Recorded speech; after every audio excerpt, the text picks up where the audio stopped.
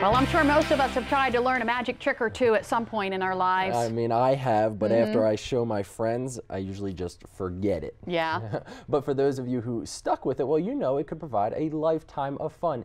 In today's Day in the Life, I caught up with a local magician to see what got her into magic in the first place, and I actually put my hand on the line for one of her tricks.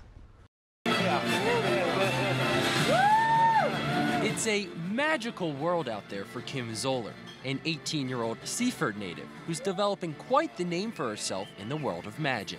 She combines magic and music and costume and dance, and it was a really great production. That's Jeff McBride, a world-renowned magician, talking about a recent performance by Kim, whose love for performing came at a young age. Ever since I was little, I was always a show-off. I'll admit that. I was a show-off because I'm double jointed in my shoulders, and I like freaking people out with that. And then as soon as I learned magic, I was like, yeah, I can be a show-off even more. The discovery of magic came when she saw a popular magician perform on TV. I remember watching Chris Angel write some guy's name on a dollar bill, put it up to a vending machine, and the dollar bill falls inside a water bottle. And I thought he was God.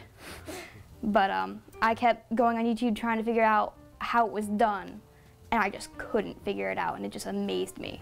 Even though she never quite figured out that trick, Kim was not deterred. Instead, she started teaching herself all types of magic tricks. My first magic trick I learned was how to vanish a toothpick.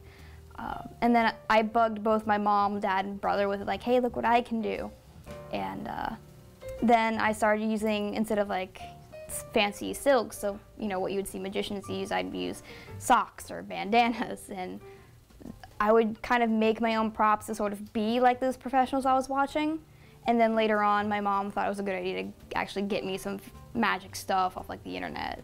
And as it turns out, it wasn't a hard decision for her mom, who's become her manager, assistant, and biggest fan. The time when I saw her do her first trick, I was amazed by it, but what I saw was a sparkle in her eye. And so all these years I've been feeding that sparkle. Today, Kim says she enjoys the history and theory of magic and even works some old-time illusions into her routine.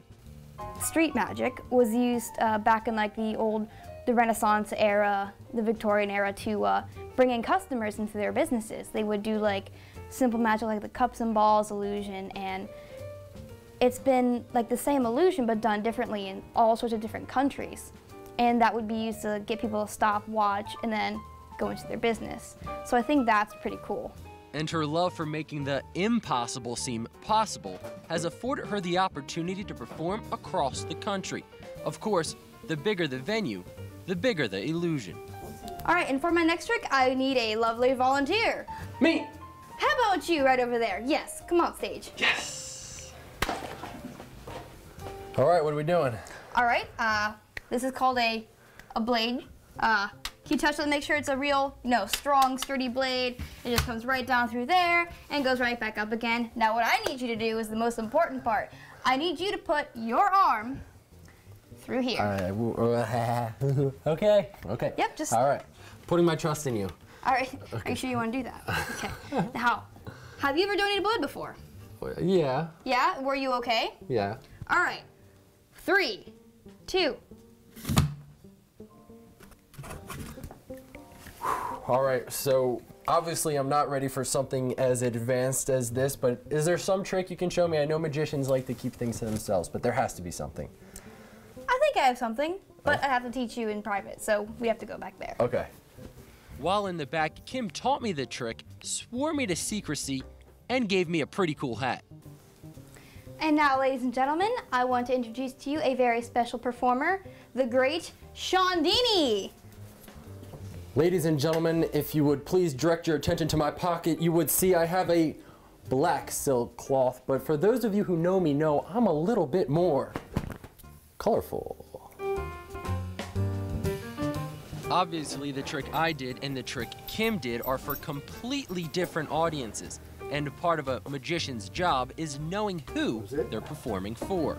well, the night beforehand, I would prepare what I'd be doing at the birthday party and know if it's age appropriate for them and they'll understand it, because when you have little kids, it has to be more visual. But no matter the age, Kim says she just hopes to make the audience smile. I just hope that I make them happy. I've always liked making people happy. I want them to have like a sense of wonderment and amazement. I feel that there's a lot of sadness and stress and trouble within this world, whether it has to do with politics or, you know, poverty or anything like that. And magic can help relieve some of those tensions, even if it's for a little while. Well, I had a lot of fun hanging out with Kim, and something else she told me was when you learn a trick, you got to try to tweak it and make it your own. Yeah. So she taught me that toothpick trick. Okay. So I have this toothpick. Okay. It's a normal toothpick. Everyone can see, nothing. But there's something special about this toothpick. It has a bit of an infatuation with me. I don't know why. It does. But you see, I'll just put it in my pocket. Okay. And then it reappears over here. Oh my goodness! And if I flick it away, and then I catch it again. I am impressed, Sean Dini. You know, The we great just do what we can do. Sean Dini, right here on Delmarva Life. We'll be right back.